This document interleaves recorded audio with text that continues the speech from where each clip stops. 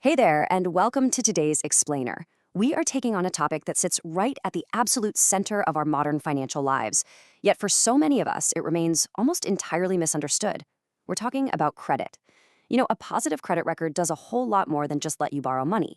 It actually lowers your borrowing costs, reduces deposits for things like utilities and cell phones, and it can even remove barriers to housing and employment. So today, we are decoding the hidden math that controls all of it.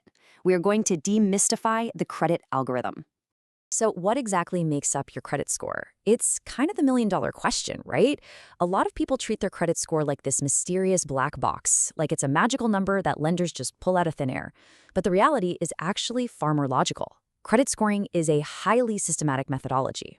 Think of it as a very precise mathematical recipe that evaluates your behavior over a timeline. It's looking at your account activity, your relationship depth, and your payment history to accurately assess risk. Okay, let's dive into this. Here is the absolute core of today's explainer. Your credit score is determined by 5 specific categories, and here's the kicker, they are not weighed equally. Payment history makes up this massive 35% slice. Amounts owed, which is also known as credit utilization, comes in right behind it at 30%.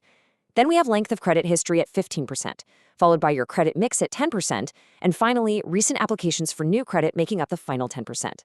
Over the next few minutes, we're going to break down exactly how you can optimize every single one of these slices.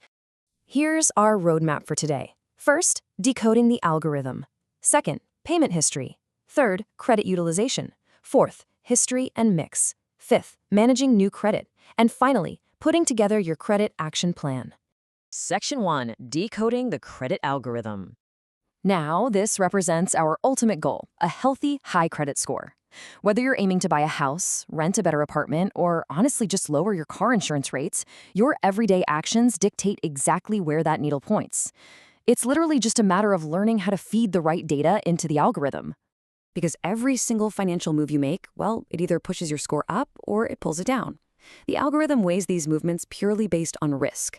For instance, making your payments on time every single month consistently pushes that needle up. On the flip side, opening way too many accounts all at once, that signals increased financial stress and risk, which drags your creditworthiness down. Section 2, your payment history, which is the single biggest factor. Now, what's really interesting about this is the sheer difference in momentum between building credit and losing it. Building a very good credit score, we're talking 700 or more, typically takes up to 7 years of consistent, reliable behavior. But look at the immediate damage that can happen. In one documented example, a person with great credit paid 2 bills just a few days late. Her credit score absolutely plummeted by an average of 60 points, and it took 2 grueling years just to recover. This massive penalty is exactly why payment history commands 35% of the algorithmic pie. The system really doesn't care if you pay before late fee hits. If you miss the officially defined payment date, the algorithm penalizes you heavily. Section 3, credit utilization, 30% of your score. Utilization is simply a measure of how much of your available credit you are actively using. And listen, if you remember only one number from this entire explainer about revolving credit, please make it this one. 30%. Experts universally recommend keeping your utilization ratio below this number to avoid a rapid and honestly pretty substantial decrease in your credit scores. Let's actually see how this plays out with some real-world math. To figure out your utilization, you take the balance you owe and divide it by your total credit limit. So if you have a balance of $1,250 on a credit card that has a $5,000 limit, you divide $1,250 by 5,000, multiply that by 100, and boom, you get a 25% utilization ratio. Because 25% is under that 30% threshold we just talked about, the algorithm views you as a responsible borrower who isn't maxing out their financial lifelines. But hey, if you want to climb to the very top of the credit mountain, 30% is really just the baseline. The secret to achieving the absolute highest possible FICO scores is aggressively keeping your utilization under 10%. And a quick note here, paying off your balance in full each month doesn't necessarily hide your utilization if your balance is reported to the bureaus right before you pay it off. So keeping that running balance low is absolutely key. Section 4, history and mix matter. First up here, let's talk about credit age, which is 15% of your score. Basically, the longer your accounts have been open, the better.